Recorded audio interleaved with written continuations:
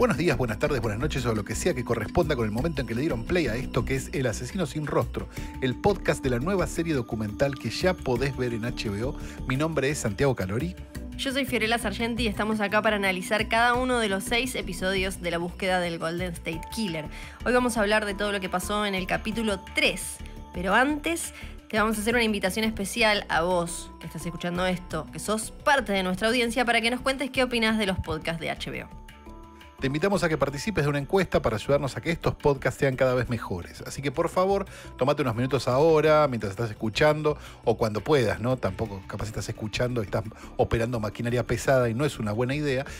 Pero podés completar esta encuesta en encuesta.hboclubvip.com. A nosotros, los que hacemos los podcasts de HBO, nos suma un montón. Esperamos tu opinión en encuesta.hboclubvip.com. Y ahora sí, empecemos. Y ahora sí, vamos a comentar el tercer capítulo, ya estamos en la mitad, que se llama Rat in a Maze, o sea, como una rata. Una rata en un laberinto. Exactamente, de esta ya obsesión, podemos decir oficialmente, de Michelle McNamara por encontrar, por saber, por ponerle una cara a Golden State Killer, a este asesino y violador serial, que también tuvo el nombre EAR y Original Night Stalker. Iarons, todos juntos. Sí. Este es el capítulo donde EAR y ONS se convierten en Iarons, de alguna manera, ¿no? Tal cual, exacto, como se lo mencionaba mucho una vez que, como lo vimos en este episodio, se relacionan los casos. Pero antes nos pareció importante lindo, hacer como... ¿no? Nos pareció lindo. Sí.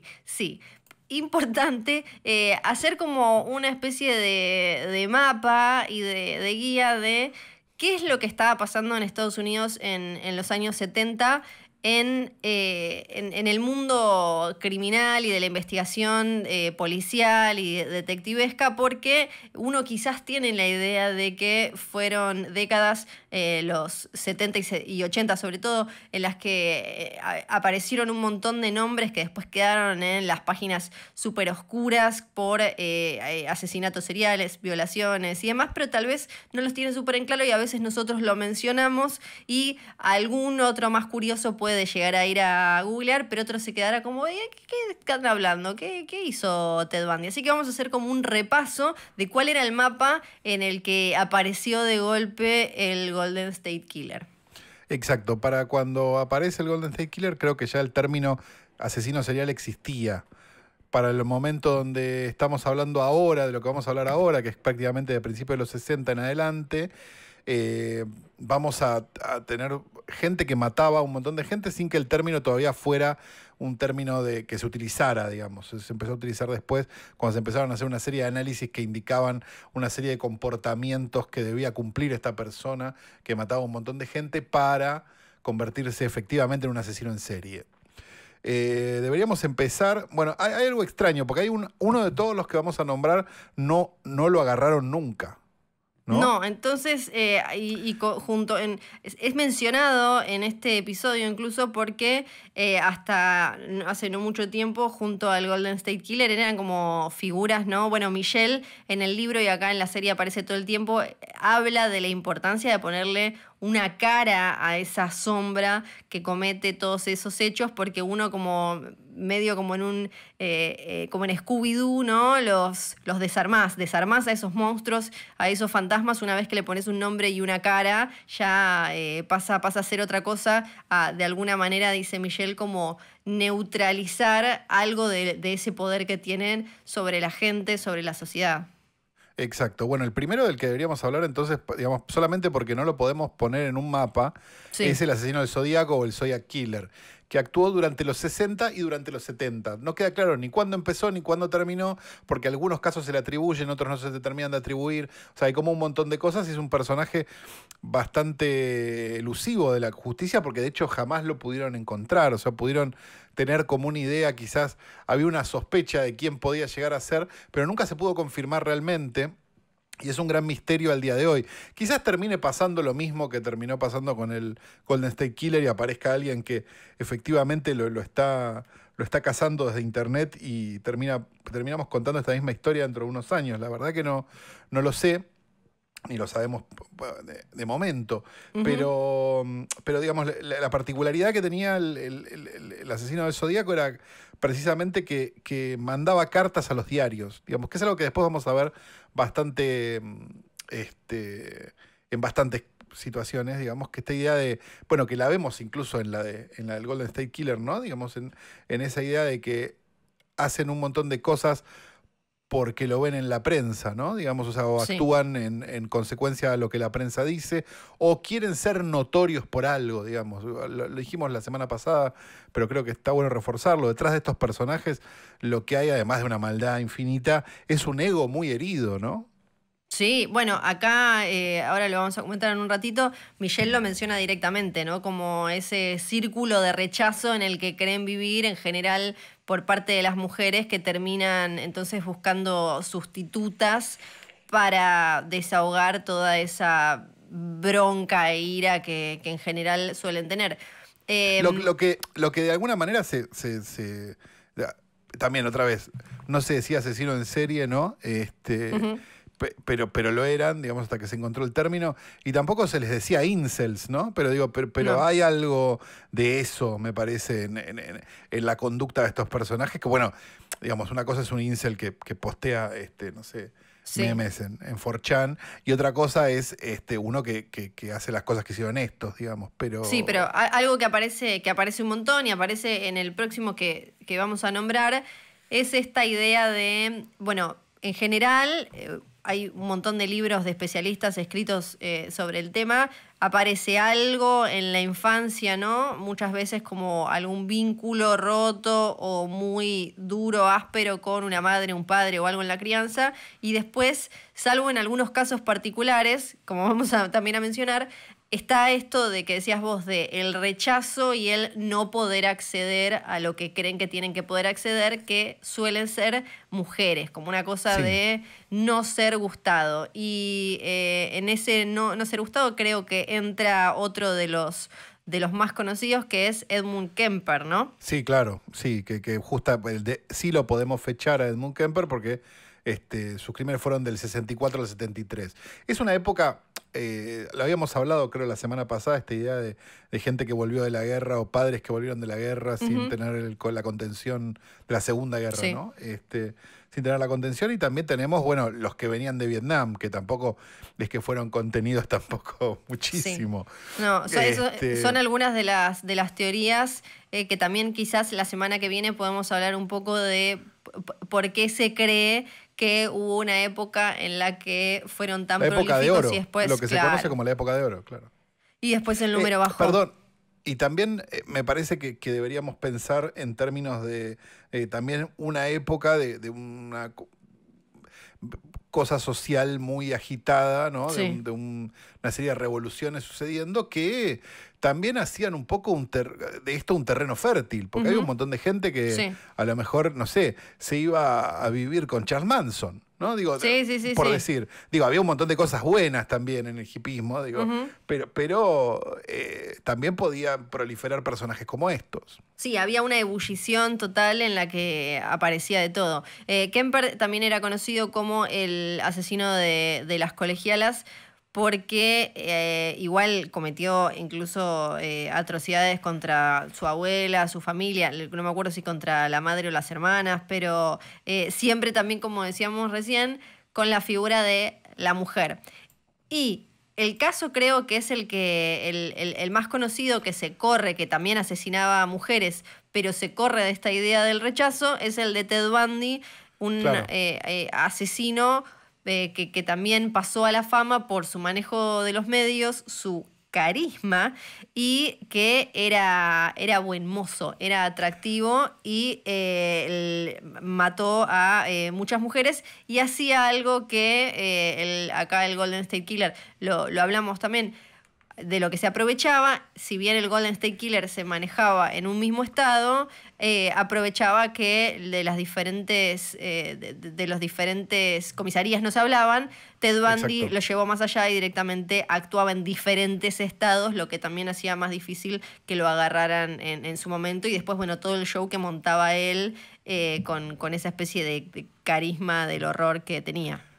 Porque también, digamos, esto es importante, lo dijimos la semana pasada también, pero de todas maneras, digo, sí, había una época fértil porque había venido gente de la guerra, sí, había una época fértil porque determinadas costumbres estaban cambiando y había revoluciones sociales, culturales y demás, pero también había una cosa que era que, digamos, hoy con internet, digamos, probablemente la mitad de estos casos se hubieran resuelto en 5 minutos. Sí, ¿no? sí, es una de las cosas que más se dicen. Primero que la gente se cuida muchísimo más y después que hoy muchas veces puede haber asesinatos que podrían haber llegado a ser parte del plan de un asesino múltiple, pero que quedaron truncos porque lo agarraron a tiempo. Claro. Otro nombre que me parece que ya mencionamos es el de John Wayne Gacy.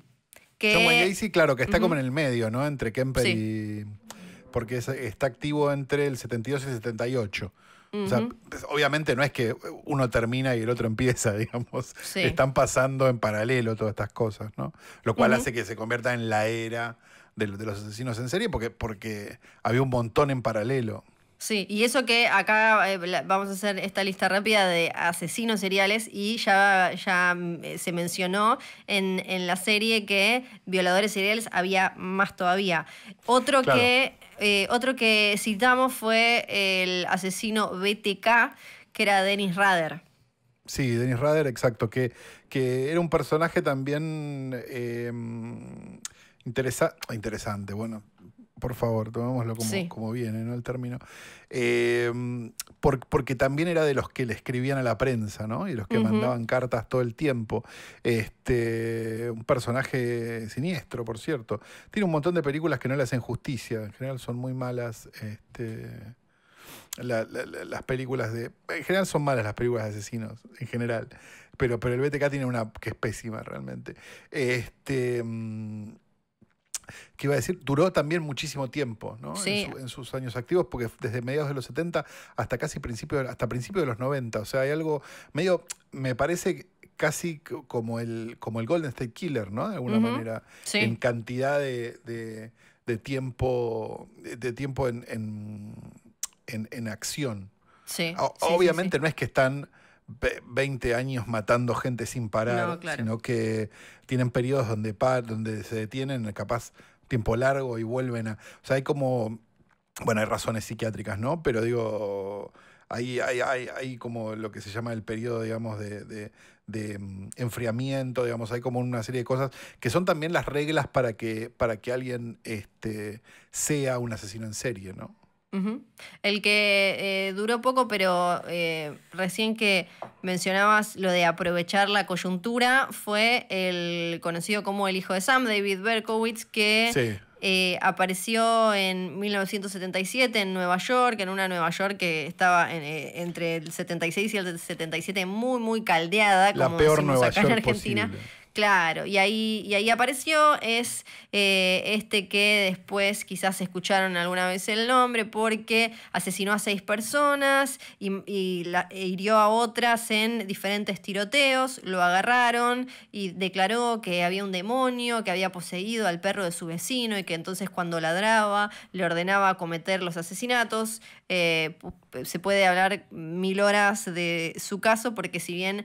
estuvo poco tiempo, todo esto de haber alegado esta demencia y todo fue también súper estudiado porque algo que en este caso, en el del Golden State Killer, no sucedió por un tema de cronología, como se fueron dando los hechos, pero también, como decías el otro día, a veces terminan diciendo que hicieron más cosas de las que hicieron, a veces... Exacto.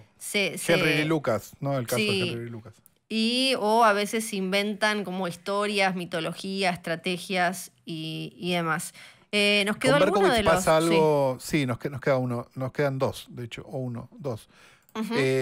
No, pero hay algo interesante de Berkowitz, que es la idea de cuándo sucede lo que sucede con Berkowitz, porque como vos decías, era la Nueva York del 76, 77, 78, que era una Nueva York que estaba fundida, era una Nueva York donde, por ejemplo, no sé, se cortaba la luz por un tiempo largo, digamos, hubo días enteros sin luz, o sea, era una situación como medio de película de terror, porque es una ciudad enorme, que en ese momento era muy peligrosa también, donde además acechaba este personaje. Y creo que Digamos, hay esto también, algo sí. muy interesante por ese lado. Creo que lo de Nueva York que señalás ayuda a entender algo que se menciona en este capítulo de I'll Be Gone in the Dark, que es el tema de lo que significaba también California en esa época, porque por un lado tenías a Nueva York, una ciudad donde, bueno, era como que pasaban un montón de cosas, y de golpe estos sectores de California que representaban todavía en esa época, a finales de los 70, que esto ya lo exploramos un poco, como un sueño de cierta vida en un estado en el que siempre hay sol, en el que que es muy rico, que tiene una tierra y una geografía bellísimas y con un montón de posibilidades, ¿no? Como había todo un sueño californiano, además del sueño americano clásico, había como toda una idea y una ensoñación y estos lugares, estas urbanizaciones que elegía, que se contraponen bastante con Nueva York en esa época, que era como, bueno, una ciudad en la que pueden pasar esas cosas porque era todo un caos muy generalizado, y todo lo contrario eran estos barrios en los que atacaba el Golden State Killer. También todo lo contrario eran los barrios donde atacaba Jeffrey Dahmer, ¿no? En Ujú. Milwaukee. Un personaje quizás de los más tremendos de la lista, ¿no? Y quizás uno de los últimos también, junto con el que vamos a nombrar después. Que era, bueno, no viene al caso dar los detalles, quizás porque, quizás, no sé, no es nuestro lugar en el podcast, digo, pero los detalles digamos, de cómo hacía las cosas que hacía y las cosas que hacía, son bastante escabrosos. De hecho, se lo conocía como el caníbal de Milwaukee, o como un asesino casi en la línea de los más monstruosos, ¿no? Tipo Ed Gein, digo, ese tipo de personaje. Sí. Y después el que nos queda es Gary Ridgway, que es quizás Sí. el último en aparecer, que era el Green River Killer, un asesino del que se supone tiene más o menos, está digamos, preso por 49 crímenes, pero él confesó 71. Ahí entramos en esa de Henry Lee Lucas, ¿no? Digamos, cuando el asesino pasa a ser un commodity de la policía, ¿no? Y quizás ven en ayudar o en dar datos que quizás no sean ciertos, una oportunidad de obtener beneficios, ¿no? Pero Ridgway, digamos, estuvo activo hasta el 2001, donde lo agarran, ¿no? Desde los 80, desde el principio de los 80 hasta casi fines de los 90. Y creo que es casi el último, bueno, además del Golden State Killer, que es como una noticia nueva, digamos, es como de los últimos que aparecieron así, me parece. Yo tengo recuerdo de y tengo recuerdo de ¿cómo se llama? De Jeffrey Dahmer como los últimos, o como el final de esa era de la que estamos hablando.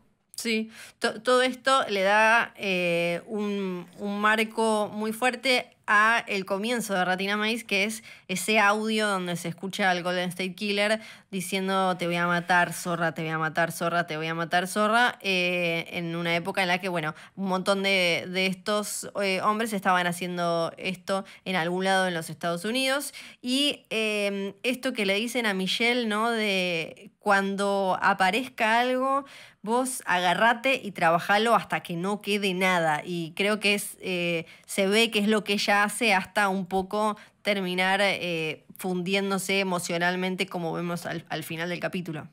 Sí, es básicamente un poco un descenso a la... Bueno, es interesante porque es un ascenso y un descenso el capítulo, ¿no? Digo, tenés como el ascenso de, bueno, vamos a ir desordenados, supongo, pero digo, tenés... Por un lado, el ascenso de sale la nota genera cosas muy buenas de las que vamos a hablar seguramente, pero a la vez esta cosa muy buena que se genera en ella un descenso muy grande, ¿no? Digamos, o un miedo muy grande quizás a no estar a la altura, no me termina de quedar claro. Creo que está un poco en la conversación esa que tiene sobre el final del capítulo por texto con Patton Oswalt, ¿no? Esta idea de me van a querer igual si tiro todo lo que escribí hasta ahora, ¿no? Y él le dice, entonces quiere decir que estás por terminar, ¿no? Digamos, o sea, como esa como esa noción de no saber hasta el último momento que si eso que estaba haciendo estaba bien o no.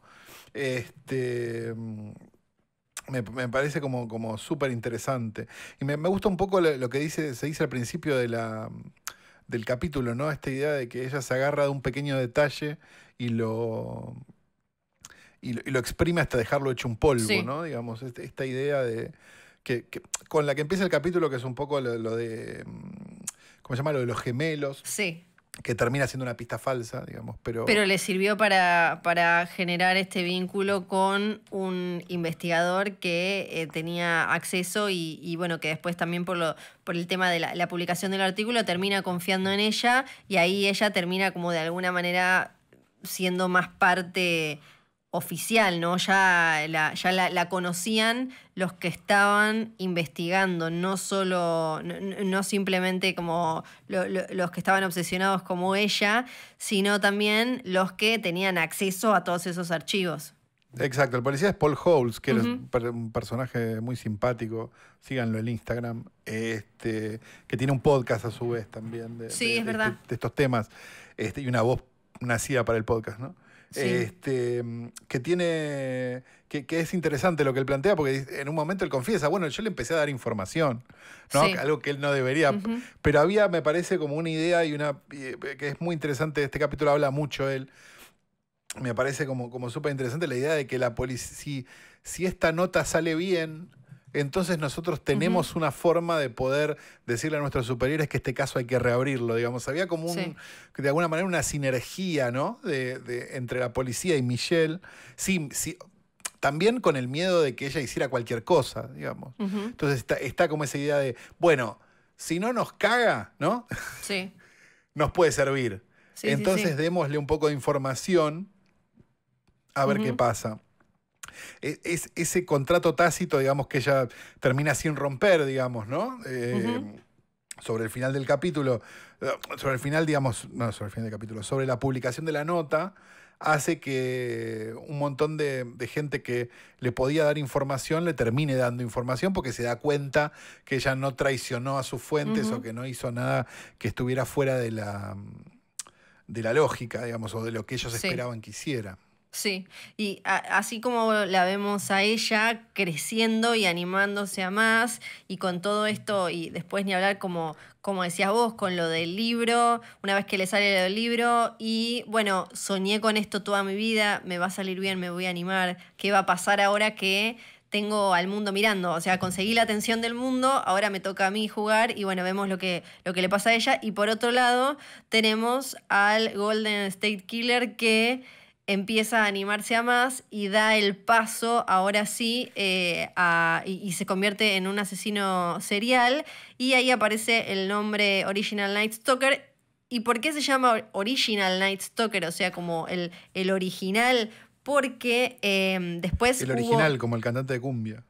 Después hubo un asesino serial, Richard Ramírez. Richard Ramírez, de Night Stalker, claro. Exacto, que era The Night Stalker y el Golden State Killer, que antes era conocido como el Night Stalker, después pasó a ser conocido como el Original Night Stalker una vez que Richard Ramírez, o sea, imagínate que asesinó del 84 al 85 creo, imagínate, bueno, lo que hablábamos recién, como el nivel de locura que hay que andar acomodándole los nombrecitos porque, este es el original, no, este es el original. Una locura. Richard Ramírez también un asesino. Sí. Bueno, no lo pusimos en la lista, pero debería entrar, ¿no? Muy increíble, con cosas de ocultismo y demás.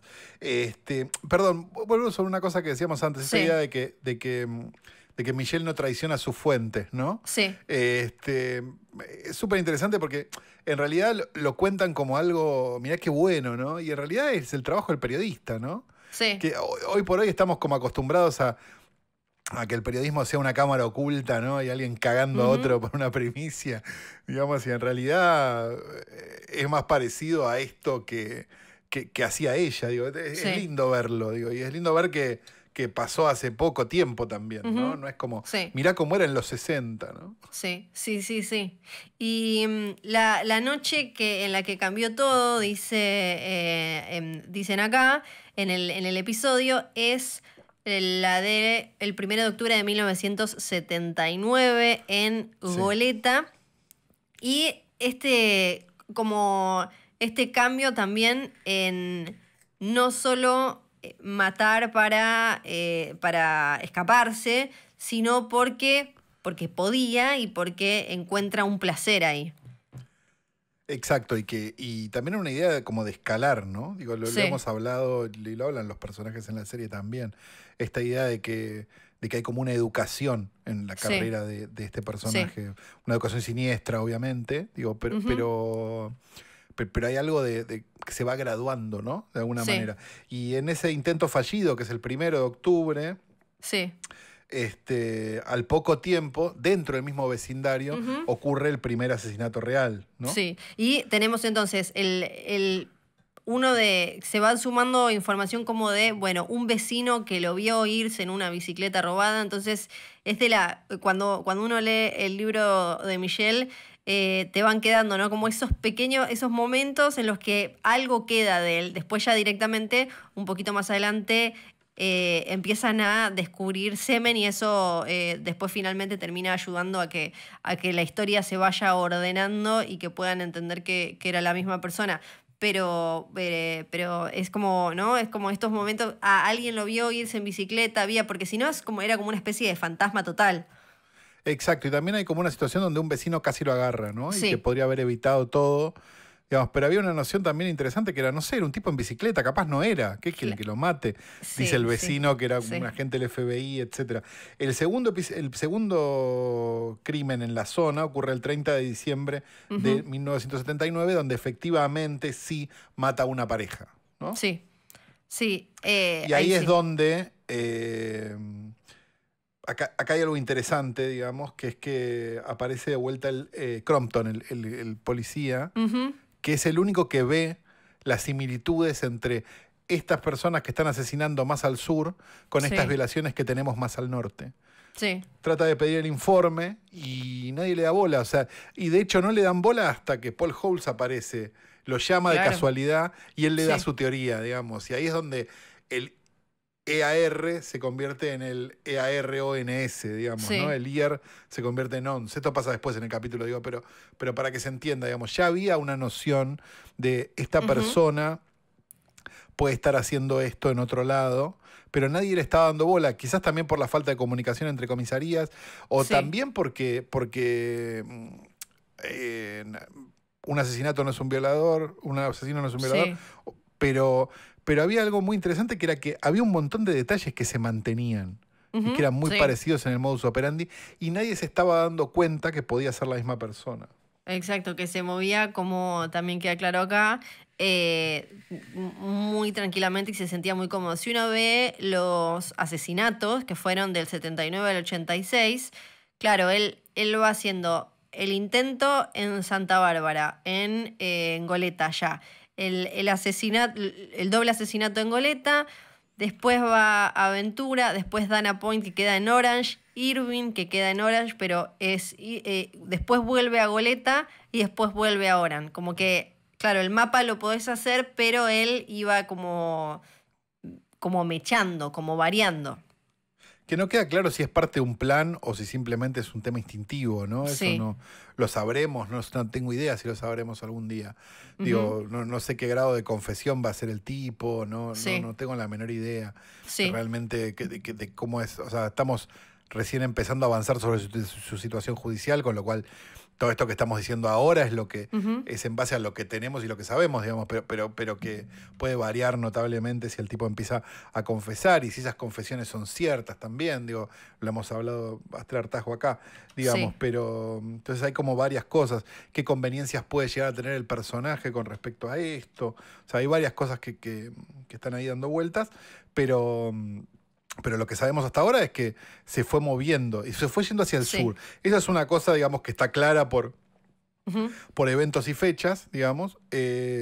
¿Por qué se movía entre jurisdicciones en ese momento? Sí, puede tener que ver por un tema de conveniencia o de cierta inteligencia. No olvidemos ay, se me fue el apellido del señor, del Golden State Killer. ¿D'Angelo? D'Angelo, exacto, había sido policía. Sí. Uh-huh.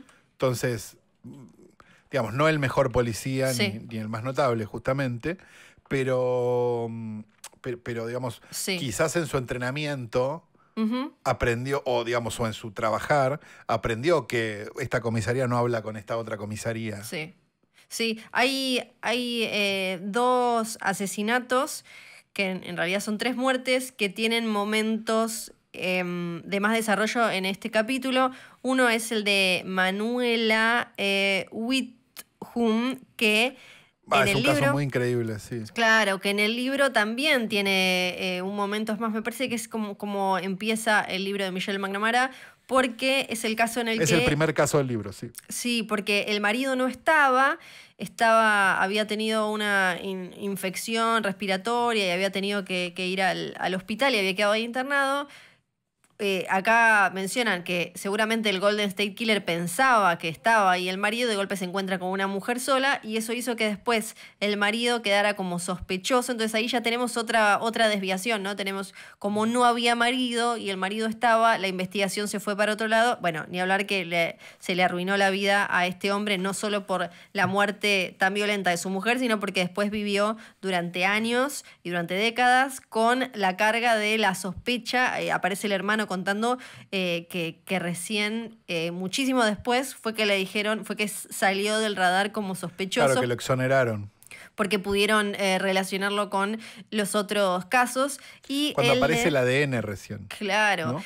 Y el de Jerry Domingo y Gregory Sánchez, que ese es el momento como de violencia máxima, donde acá también aparecen los rastros que deja él biológicos, que deja su semen, y la violencia total que se menciona en el capítulo con la que la mata a ella. Bueno, con él tiene una pelea y después a ella, que ahí, viste que hasta incluso mencionan que una de las personas que fue a acudir quedó traumada durante años con lo que vio ahí.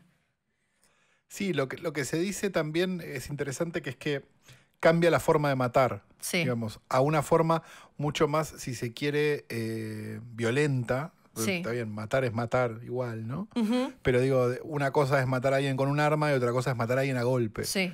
Digamos, esa noción que también da, por lo que he leído, digamos, como cierta idea de más odio, ¿no? Y de como de más intimidad, si se quiere, para el personaje que está matando. Entonces hay algo como muy crudo de eso, de agarró una madera y, ¿no? Digo, es como... Sí, con los asesinatos de Ventura de la pareja Smith, que agarró la leña esa, sí. Claro. Sí, hay algo que dice Michelle, que es una cita del libro que me parece que es como que resume todo esto que estamos diciendo, que es: sus víctimas, mujeres, solo eran las desafortunadas sustitutas de las mujeres libidinosas y desdeñosas, madre, esposa, que rodeaban con su rechazo al asesino en sus fantasías. Esto de, ¿no?, como un hombre que quizás constantemente en la vida se iba acumulando y masticando este odio por estas mujeres que significaban, bueno, acá Michelle dice, todo eso para él. Entonces de ahí venía la excitación de matar a golpes con la madera, después con la lámpara, y él darse cuenta de esto, que era como llevar más allá sus fantasías. Y lo que generaba... Hecho, ahí vos tenés algo extraño igual, porque hay una dualidad en el personaje, porque... Si analizamos a D'Angelo estaba casado. Sí, sí, sí. Tenía hijos. O sea, hay como una, no sé, no soy psiquiatra, ¿no? Digo, pero hay, me parece, algo de personalidad ahí muy extraño y muy de desdoblarse. Uh-huh. Sí, total. Que después cuando vaya acercándose a la resolución, podremos hablar un poco más de su vida de civil, por decirlo de alguna manera. Porque en esa vida de civil hay un dato muy interesante. Sí. Que bueno, no lo vamos a decir ahora, digamos, no.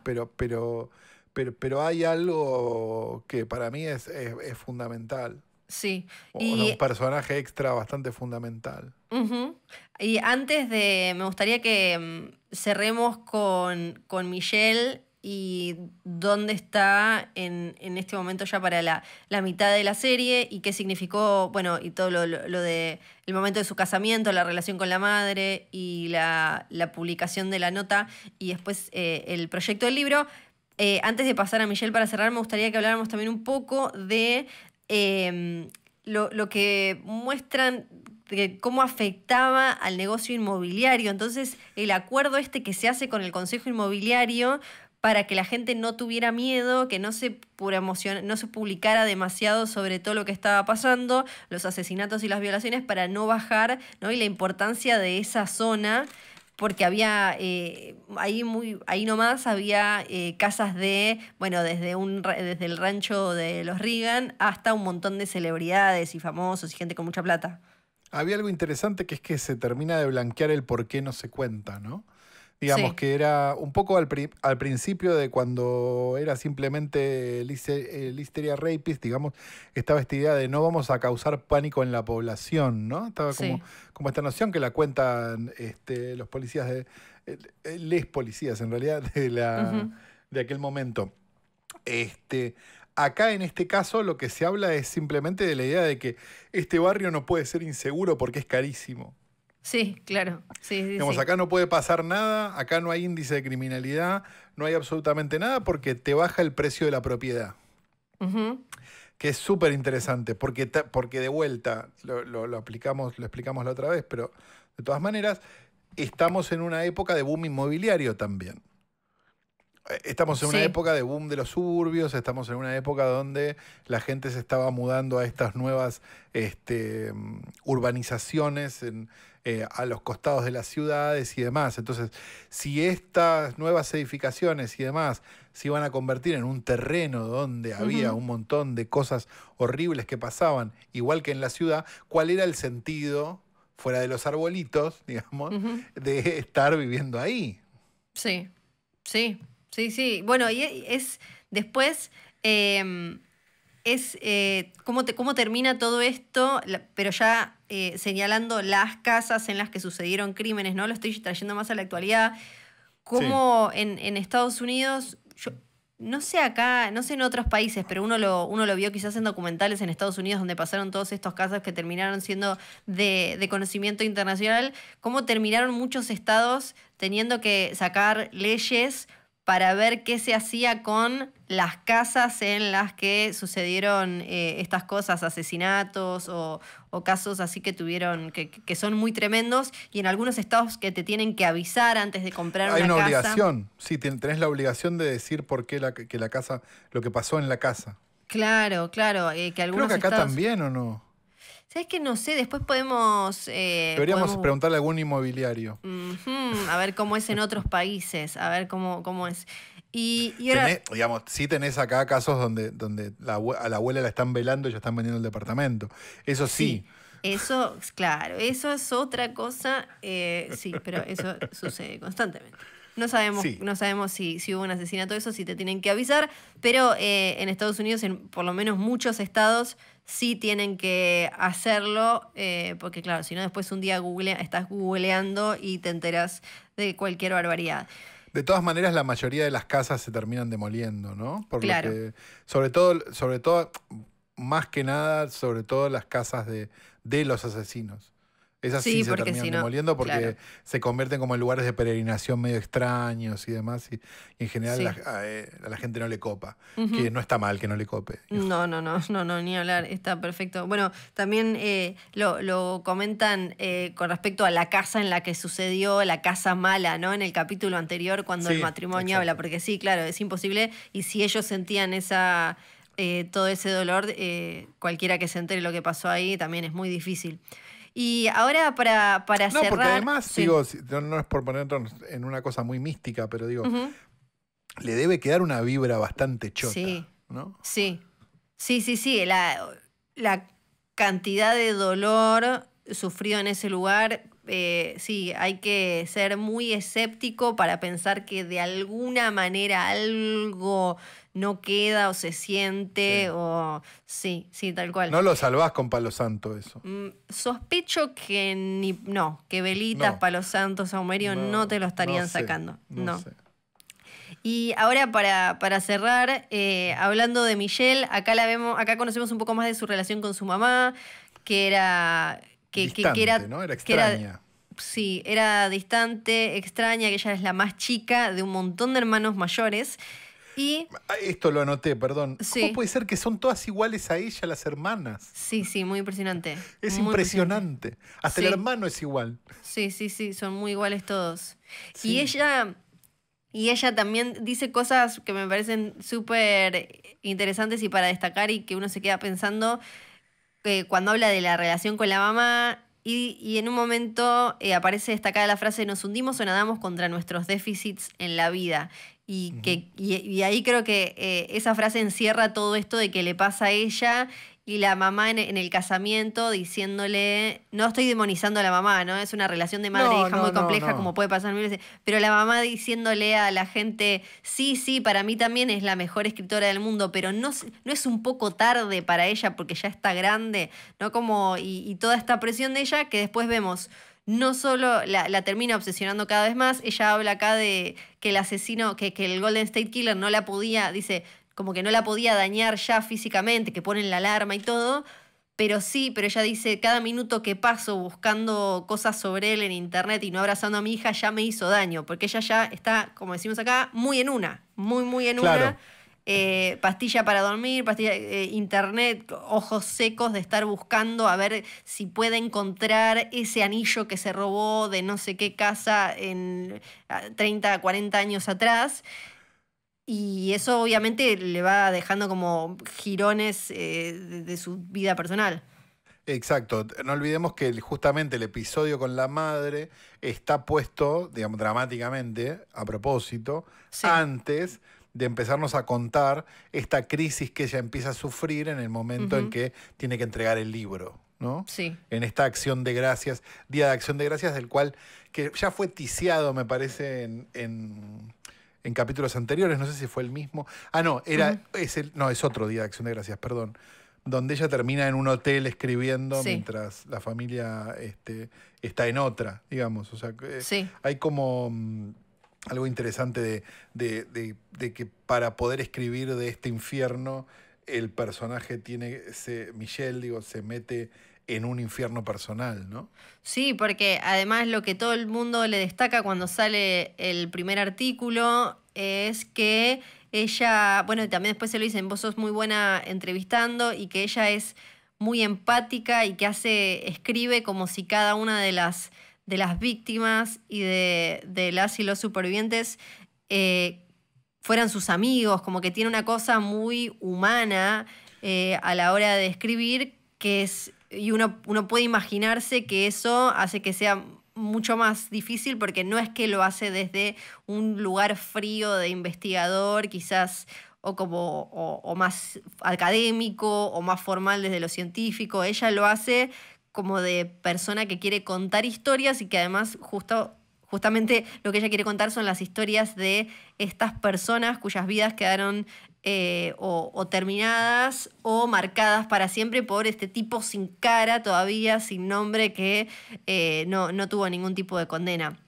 Así que porque es el true crime, sí. esto me parece que es importante, el género, ¿no? La escritura sobre determinados crímenes y asesinos y lo que sea, es un género bastante truculento, digamos, también. Sí. Entonces lo que uno se va a encontrar más veces que menos es con historias de casi superheroicas de estos personajes que mataron un montón de gente.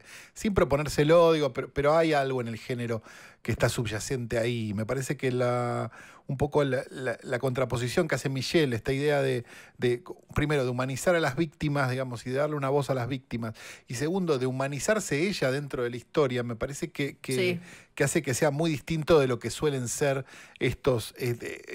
el género en general, por más que uno, no sé, lo disfrute o no lo disfrute, no importa. Sí, tal cual. Nos quedan solo 3 capítulos de I'll Be Gone in the Dark, del Asesino Sin Rostro, para saber cómo sigue Michelle, para seguir conociéndola y para acercarnos un poco más a lo que a la actualidad del Golden State Killer. ¿Podés creer que ya estamos en la mitad? No lo puedo creer. Hasta acá llegamos con este episodio del Asesino Sin Rostro.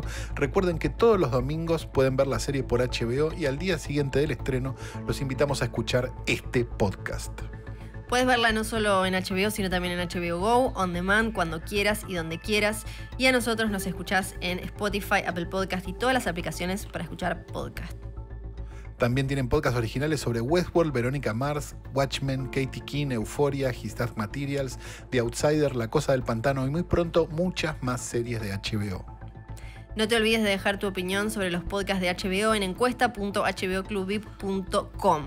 Realmente nos suma mucho, así que te agradecemos que participes en encuesta.hboclubvip.com.